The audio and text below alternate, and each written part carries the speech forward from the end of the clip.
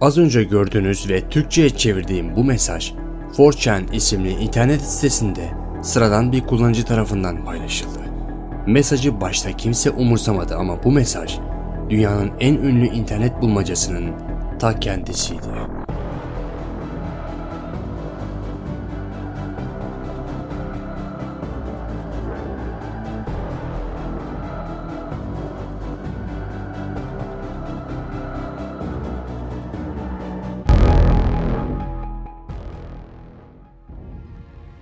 Mesajı 3301 isimli resmi, ismi ve cismi belli olmayan biri göndermişti.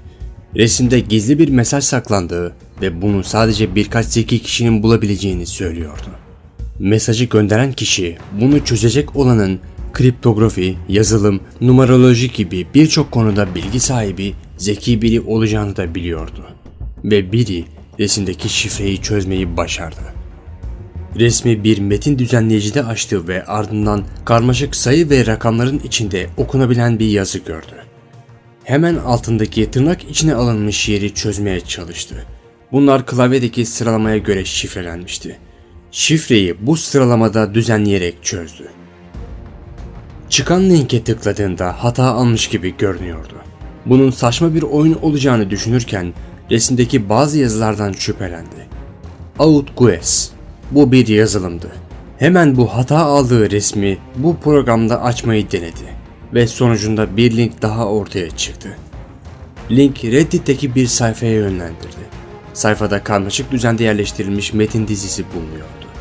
Bu Mayalara ait bir sayısal alfabeydi. Yanda verilen ipucu kullanıldığında onun A harfine, 14'ün ise E harfine denk geldiğini gördü. Şifreyi çözdükten sonra tüm rakamları harflerle otomatik eşleştirdi. Ekranda Kral Arthur ile başlayan bir cümle vardı.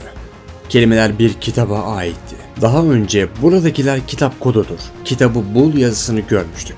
İşte o ekrandaki kodları kitapla eşleştirince bazı harfler ön plana çıkmaya başladı. Harfleri birleştirince yazan şey şuydu: bu numarayı ara.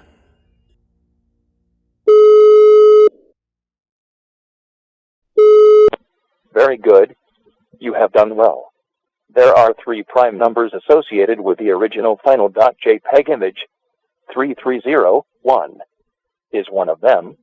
You will have to find the other 2. Multiply all 3 of these numbers together and add a .com on the end to find the next step. Good luck. Goodbye. İşler buraya kadar ciddi bir şekilde gelmişti. Halbuki ilk başta bunun sadece saçma bir bilmece olduğu düşünülüyordu. Ama bu asla böyle değildi. Kalan şifre yani 2 asal sayı da neydi? Bunları bulunca da ne olacaktı? Bilmecenin bu kadar detaylı olması herkesi çözmeye itiyordu. Ve biri kalan asal sayıları da buldu. Orijinal görüntünün boyutları birer asal sayıydı. Bu asal sayılar ve 3301 sayısı çarpıldığında ortaya çıkan rakamın sonuna .com eklendi. Karşısına çıkan web sitede Ağustos böceği resmi ve geri sayım bulunmaktaydı. Geri sayım bittiğinde sayfa tekrar güncellendi ve bir dizi rakamlar ortaya çıktı. Bunlar birer koordinattı. Hem de dünyanın farklı bölgelerine ait koordinatlar. Bu koordinatlar gerçekten de ulaşıldığında bir ipucu veriyor muydu? Eğer öyleyse bu çok ciddi bir organizasyonun eseri olmalıydı. Koordinatlar kontrol edildiğinde ateş böceği resmi ve QR kod bulunan çıktılar gerçekten de koordinatlarda belirtilen yerlere yapıştırılmıştı.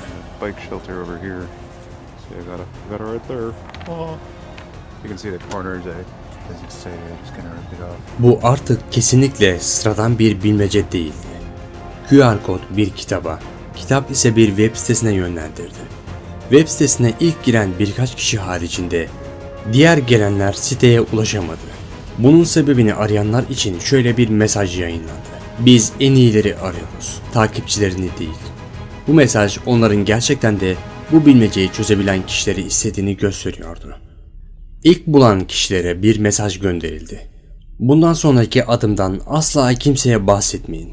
Tabii böyle bir mesaj hakkında bilgi sahibiysek bu sırrı saklayamadıkları da aşikar.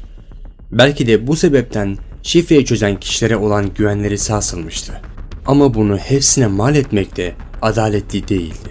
Yaklaşık bir aylık aradan sonra yeni bir mesaj yayınlandı.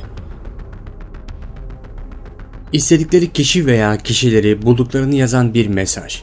Bu mesaj hiç kimseyi tatmin etmedi çünkü kim kazanmıştı ve özellikle de neyi kazanmıştı. Fakat sonra bir gelişme oldu. Anlaşılan henüz her şey bitmemişti.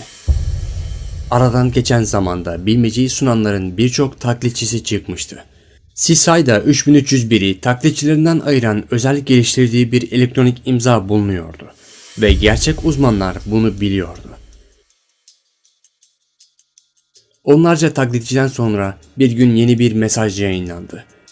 Paylaşılan bu mesaj CSI'danın imzasıyla uyuşuyordu. Tamam ama neden istediklerini aldıkları halde yeni kişiler istemişlerdi? İşte bunu videonun sonunda anlayacaksınız. İkinci bilmece aslında ilkine çok benzer bir şekilde başlıyordu. Resim açık bir mesaja çevrildi. Mesaj ise bir kitaba dönüştü. Kitapsa yine bir linke yönlendirdi. Link açıldığında müzik türünde bir ses kaydı vardı.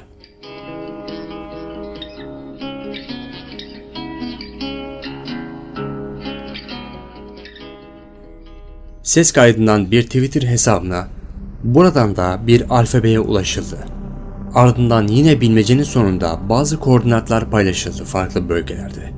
Yine ilk çözen kişilerle irtibata geçildi ve tekrar bir sessizlik hakim oldu.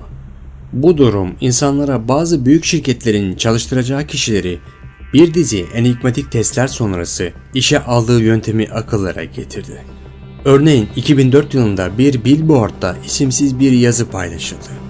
Yazıda E'nin ardışık basamaklarında bulunan ilk 10 basamaklı asal sayı .com benzeri bir şey yazmaktaydı ve bu Google tarafından paylaşılmıştı. Şifreyi çözen birkaç kişi Google'da röportaj bile verdi.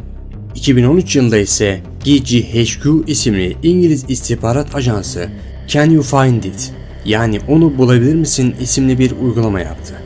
Şifrenin çözümlenmesi için internette gizlenmiş kriptogramların bulunup deşifre edilmesi gerekiyordu. Bunu başaranlar bir pozisyon ya da mevkide işe alındı. İşte bu noktada bu yapılanmanın böyle bir işe alma amacı var mıydı yok muydu şeklinde düşünüldü.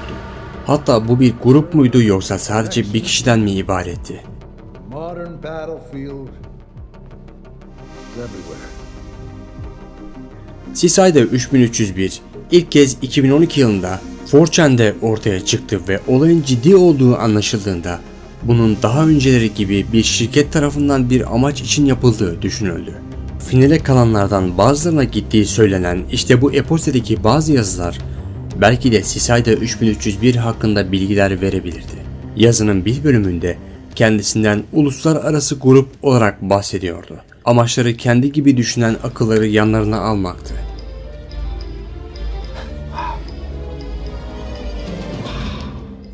İşte bu mesaj aslında onların kim olduğu hakkında ufak da olsa bir bilgi vermişti.